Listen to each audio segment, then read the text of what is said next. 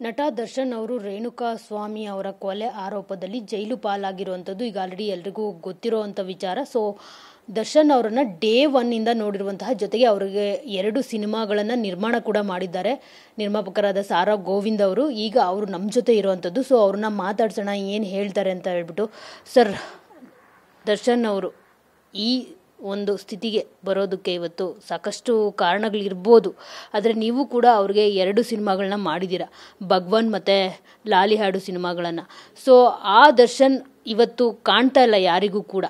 So ಏನು ಹೇಳ್ತೀರಿ sir? ಇದು ಒಂದು ರೀತಿ ಚಿತ್ರರಂಗಕ್ಕೆ ಈ ಒಂದು ಘಟನೆ ಏನಿದೆ ಅದೊಂದು ರೀತಿ ಕಪ್ಪು ಚುಕ್ಕೆ. ಸೊ ಏನು ಹೇಳ್ತೀರಿ? ನಾನು ದರ್ಶನನ್ನು ಸುಮಾರು 4-5 ವರ್ಷ ಮಗುವಿನಿಂದ ನೋಡ್ತಾ ಇದ್ದೀನಿ. ಯಾಕೆಂದರೆ ರಾಜ್ಕುಮಾರ್ ಅವ್ರ ಚಿತ್ರಗಳು ಏನಾದರೂ ಮೈಸೂರಿನಲ್ಲಿ ಚಿತ್ರೀಕರಣ ಆದಂಥ ಸಂದರ್ಭದಲ್ಲಿ ರಾಜ್ಕುಮಾರ್ ಅವ್ರಿಗೆ ಅವ್ರ ಮನೆ ಊಟ ತುಂಬ ಇಷ್ಟ. ಅದರಲ್ಲೂ ನಾನ್ ವೆಜ್ ಮಾತ್ರ ಅವರು ಅವ್ರ ತಾಯಿ, ದರ್ಶನ್ ಅವ್ರ ತಾಯಿ ತುಂಬ ಚೆನ್ನಾಗಿ ಮಾಡೋರು. ಹಾಗಾಗಿ ರಾಜ್ಕುಮಾರ್ಗೆ ಅಲ್ಲಿ ಹೋದಾಗ ಅವ್ರ ಮನೆ ಊಟ ಗ್ಯಾರಂಟಿ. ಅದನ್ನು ತಗೊಂಬರೋದು ನಾವೇ ಹೋಗಿ. ಆ ಕಾಲದಿಂದನೂ ದರ್ಶನ್ನ ನೋಡ್ತಾ ಇದ್ದೀನಿ. ನಿಜವಾಗ್ಲೂ ಹೆಂಗಿದ್ದ ಅಂದರೆ ಮಗುನಲ್ಲಿ. ಬಟ್ ಇವತ್ತಿನ ದಿವಸ ಯಾವ ಅಭಿಮಾನಿಗಳು ಅವನ್ನ ಇಷ್ಟಪಡ್ತಾ ಇದ್ದಾರೋ, ಮಗುನಲ್ಲಿ ನಾವೆಲ್ಲ ಅಷ್ಟೇ ಇಷ್ಟಪಡ್ತಾಯಿದ್ದೆವು ಅವನ್ನ. ಅಷ್ಟು ಚೆನ್ನಾಗಿದ್ದ, ಅಷ್ಟು ಕ್ಯೂಟಾಗಿದ್ದ, ಕೆಂಪಗಿದ್ದ. ಬೆಳೀತಾ ಬೆಳೀತಾ ಈ ಮಟ್ಟಕ್ಕೆ ಬಂದಾಗ ನಮಗೆಲ್ರಿಗೂ ಖುಷಿ ಆಗುತ್ತೆ. ಯಾಕೆಂತ ಹೇಳಿದ್ರೆ ಒಬ್ಬ ಕಳನಟ ತೂಗುದೀಪ್ ಅವರು ಮಗ ಈ ಮಟ್ಟಕ್ಕೆ ಬೆಳೆದ್ರು ಅಂದರೆ ನಮಗೆಲ್ರಿಗೂ ಎಷ್ಟು ಖುಷಿ ಆಗುತ್ತೆ ಹೇಳಿ. ಯಾಕೆಂದರೆ ಚಿಕ್ಕಂದಿನಿಂದ ನೋಡಿದ್ದೀವಿ ನಾವು. ನಾನು ಅವನ್ನ ಹಾಕ್ಕೊಂಡು 2 ಪಿಕ್ಚರ್ ಮಾಡಿದ್ದೀನಿ. ಒಂದಕ್ಕೆ ರಾಜ್ಯ ಪ್ರಶಸ್ತಿ ಬಂದಿದೆ, ಯಾವುದು ಲಾಲಿ ಹಾಡು ಚಿತ್ರಕ್ಕೆ ರಾಜ್ಯ ಪ್ರಶಸ್ತಿ. ಇನ್ನೊಂದು ಭಗವಾನ್, ಅದು ಸೂಪರ್ ಡೂಪರ್ ಹಿಟ್ಟು ಕಮರ್ಷಿಯಲಿ. 2 ಚಿತ್ರಗಳನ್ನ ನಾನು ಚಿತ್ರರಂಗಕ್ಕೆ ಬಂದಂಥ ಸಂದರ್ಭದಲ್ಲಿ ಬಹುಶಃ ನಂದು 3ನೇ ಅಥವಾ 4ನೇ ಚಿತ್ರ ಇರ್ಬೋದು ಲಾಲಿ ಹಾಡು.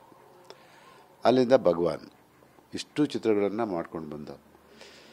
ಬಹುಶಃ ಇವತ್ತಿನ ಪರಿಸ್ಥಿತಿ ನೋಡಿದಾಗ ಯಾಕೆ ಹಿಂಗಾಯಿತು, ಯಾವ ದರ್ಶನ್ನು ಯಾವ ರೀತಿ ಇರಬೇಕಾಗಿತ್ತು ಆ ರೀತಿ ಇಲ್ವಲ್ಲ ನಮ್ಮ ಹುಡುಗ, ಭಾಳ ನೋವಾಗುತ್ತೆ.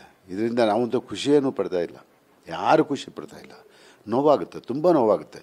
ಕಷ್ಟಪಟ್ಟ, ತುಂಬಾ ಕಷ್ಟಪಟ್ಟ.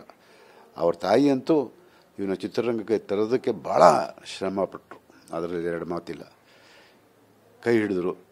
ಮೆಜೆಸ್ಟಿಕ್ನಿಂದ ಅವರ ಚಿತ್ರರಂಗ ಪ್ರಾರಂಭ ಆಯಿತು. ಹಾಗೆ ಇವತ್ತು ಈ ಮಟ್ಟಕ್ಕೆ, ಪ್ಯಾನ್ ಇಂಡಿಯಾ ಮಟ್ಟಕ್ಕೆ ಬೆಳಿತಾನೆ ಅಂತ ಹೇಳ್ಬಿಟ್ಟು ನಾವ್ಯಾರೂ ನಿರೀಕ್ಷೆ ಮಾಡಿರಲಿಲ್ಲ. ಬೆಳೆದ ಮೇಲೆ ಯಾವತ್ತೂ ಕೂಡ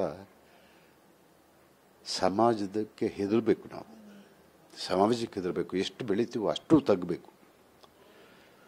ಆದರೆ ಆ ಕೆಲಸ ನಿನ್ನಿಂದ ಆಗಲೇ ಇಲ್ಲ. ನಾವೆಲ್ಲ ನಿರೀಕ್ಷೆ ಮಾಡಿದ್ದೆವು ಅದನ್ನೇ. ಯಾಕೆ ಅಂತ ಹೇಳಿದ್ರೆ ಚಿತ್ರರಂಗಕ್ಕೆ ಅನೇಕ ಜನ ಹಿರಿಯರ ಒಂದು ಮಾರ್ಗದರ್ಶನ ಇದೆ, ಅವರ ಆದರ್ಶಗಳಿದ್ದಾವೆ. ಅವರ ಆದರ್ಶಗಳನ್ನು ನೀನು ನೋಡಿಕೊಂಡು ಚಿತ್ರರಂಗದಲ್ಲಿ ಬೆಳಿಬೇಕಾಗಿತ್ತು. ಬೆಳೀಲಿಲ್ಲ. ತಪ್ಪು 1 ಸಾರಿ ಮಾಡ್ತಾರೆ, 2 ಸಾರಿ ಮಾಡ್ತಾರೆ. ಆದರೆ ದರ್ಶನ್ ಪದೇ ತಪ್ಪು ಮಾಡೋದ್ರ ಮೂಲಕ ಇವತ್ತು ಇಂಥ ಪರಿಸ್ಥಿತಿಯನ್ನು ತಲುಪಬೇಕಾಯಿತು. ಏನೇ ಆಗಲಿ, ಇವತ್ತು ಈ ಒಂದು ರೇಣುಕಾ ಸ್ವಾಮಿ ಘಟನೆ ಬಹುಶಃ ದರ್ಶನ್ ಅವರು ಅವರ ಸಂಸಾರ ಎಷ್ಟು ಹಿಂಸೆ ಪಡ್ತಾ ಇದ್ದಾರೋ ಅಷ್ಟೇ ಹಿಂಸೆನ ನಾವು ಕೂಡ ಪಡ್ತಾಯಿದ್ವಿ. ಜೊತೆಗೆ ರೇಣುಕಾ ಸ್ವಾಮಿ ಅವರ ಮನೆ, ಆ ತಂದೆ ತಾಯಿಗಳಿಗೆ ವಯಸ್ಸಾಗಿದೆ, ಇದ್ದವನೊಬ್ಬನೇ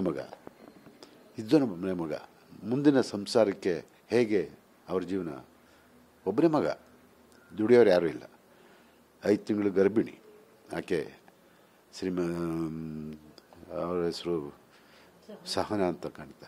ನಾವೆಲ್ಲರೂ ಹೋಗಿದ್ದು ಚಲನಚಿತ್ರ ವಾಣಿಜ್ಯ ಮಂಡಳಿಯಿಂದ ಹೋಗಿ ನಾವೇನೇನು ಹೇಳಬೇಕು, ಧೈರ್ಯ ತುಂಬಬೇಕು, ಅದೆಲ್ಲನೂ ಮಾಡಿ ಕೊನೆಗೆ ಚಿತ್ರರಂಗದಿಂದ ನಿಮಗೆ ತಪ್ಪಾಗಿದ್ದರೆ ಕ್ಷಮೆಯನ್ನು ಕೇಳ್ತೀವಿ ಅನ್ನೋ ಮಾತನ್ನು ಹೇಳಿ, ಅಲ್ಲಿ ಯಾರು ಕೂಡ ಹೇಳಿದರು, ನೀವು ಏನೋ ಇಲ್ಲಿಗೆ ಬಂದಿದ್ದು ವಿಷಯ ಗೊತ್ತಾಯಿತು ಅಂತ ಹೇಳಿದಾಗ ನಾವೇ ಅದನ್ನು ಹೇಳಿದ್ವು. ನಾವಿಲ್ಲಿ ಯಾರನ್ನೂ ಸಮರ್ಥಿಸ್ಕೊಳಕ್ಕೆ ಬಂದಿಲ್ಲ.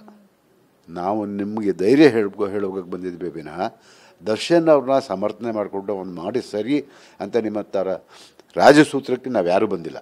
ನಾವು ಬಂದಿರೋದು ನಿಮ್ಮ ಸಂಸಾರಕ್ಕೆ ಒಂದು ಧೈರ್ಯ ತುಂಬೋದಕ್ಕೆ ಬಂದಿದ್ವಿ, ಅಷ್ಟು ಬಿಟ್ಟರೆ ಬೇರೆ ಯಾವುದೇ ವಿಷಯ ಇಲ್ಲಿ ಚರ್ಚೆ ಇಲ್ಲ ಅಂತಲೇ ನೇರವಾಗಿ ಅವ್ರಿಗೆ ಹೇಳಿದ್ದೀವಿ. ಅವತ್ತು ಮಾಧ್ಯಮದವರು ಕೇಳಿದ್ರು, ಅದನ್ನೇ ನಾವು ಹೇಳಿದ್ದೀವಿ. ಆದರೆ ಇದನ್ನು ಯಾರೂ ಸರಿ ಅಂತ ಯಾರೂ ಒಪ್ಕೊಳ್ಳೋದಿಲ್ಲ.